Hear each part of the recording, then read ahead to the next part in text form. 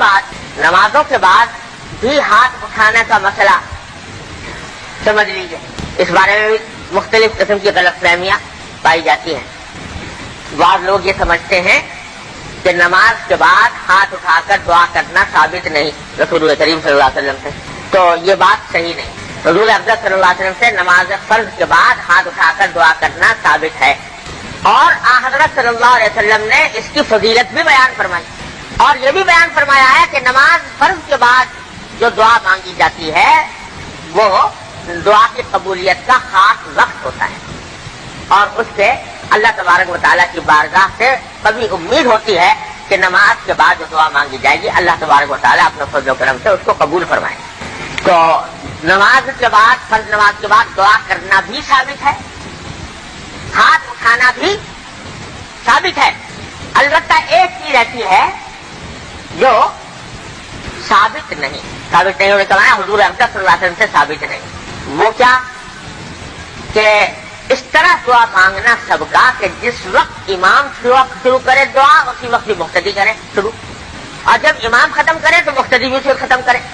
یہ اس طرح دعا مانگنا کہ تمام مقتدی انتظار کرتے ہیں جب امام صاحب شروع کریں گے دعا مانگنا پھر ہم بھی شروع کریں گے، اور انتظار کرتے ہیں جب وہ ختم کریں گے تو ہم بھی ختم کریں گے۔ یہ جو التزام اور پابندی ہے یہ حضور اکرم صلی اللہ علیہ وسلم سے اور صحابہ کرام سے ثابت نہیں۔ ثابت نہ ہونے کے بھی معنی سمجھ لیجیے کہ ثابت نہ ہونے کے یہ معنی نہیں ہے کہ ایسا کرنا ناجائز ہے۔ بہت سی چیزیں حضور اکرم صلی اللہ علیہ وسلم سے ثابت نہیں ہے مگر جائز ہے۔ لاؤڈ اسپیکر ثابت ہے حضور اکرم صلی اللہ علیہ وسلم سے، لاؤڈ اسپیکر پر بیان کرنا، لیکن ثابت نہیں ہے مگر جائز ہے۔ تو اسی طرح یہ بھی یعنی یہ اجتماعی دعا کہ ایک جس وقت امام شروع کرے اسے مقتدی شروع کرے، جس وقت امام ختم کرے اسے مقتدی ختم کرے، یہ اجتماعی دعا حضور اکرم صلی اللہ علیہ وسلم سے ثابت نہیں مگر ناجائز بھی نہیں، جائز ہے، مباح ہے۔ لیکن ساتھ یہ قاعدہ سمجھ لیجیے کہ جو کام شریعت میں جائز ہو، جائز ہونے کا کیا معنی ہے؟ جائز ہونے کا معنی یہ ہے کہ نہ کرنے پر ثواب ہے اور نہ چھوڑنے پر عذاب ہے، اسی کو جائز کہتے ہیں نا۔ وہ لاؤڈ اسپیکر جو ہے یہ مثلا لاؤڈ اسپیکر کے اوپر بیان کرنا یہ کیا ہے؟ جائز ہے ناجائز ہے؟ جائز ہے۔ کیا مطلب جائز ہونے کا؟ لاؤڈ اسپیکر کی وجہ سے ثواب نہیں، اضافہ ثواب میں نہیں ہے، اور اگر لاؤڈ اسپیکر کے بغیر کریں تو وہ گناہ بھی نہیں ہے، یہ مطلب ہوتا ہے جائز ہونے کا کہ اس کے کرنے سے ثواب ملنا نہیں اور اس کے چھوڑنے پر عذاب اور گناہ نہیں، یہ مطلب ہوتا ہے نا۔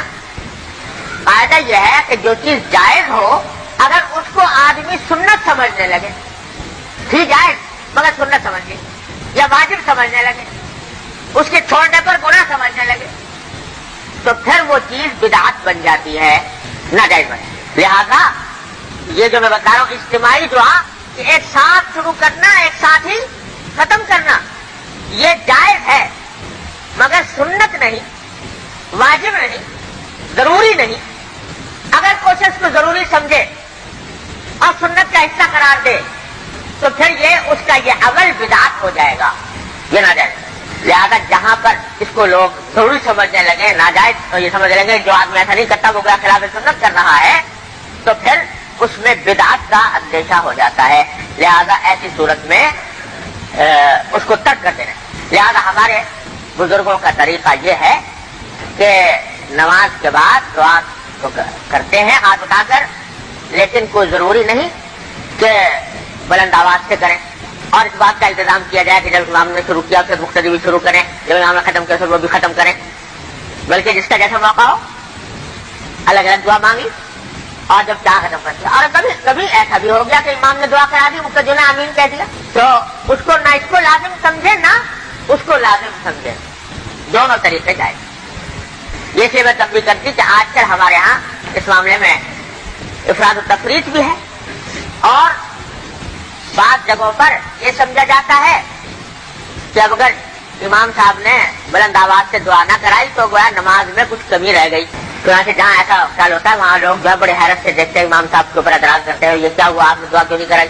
اس کا مطلب یہ کہ اس کو نماز کا لازمی حصہ سمجھنے لگے ہیں، جو ایک عمل کو بدعت بنا دینے کے لیے کافی ہو جاتا ہے۔ اس واسطے چھوڑنا چاہیے، کبھی کبھی چھوڑ دیا کبھی عمل کر دیا۔ یہ ہے جو اس معاملے میں معتدل موقف ہے۔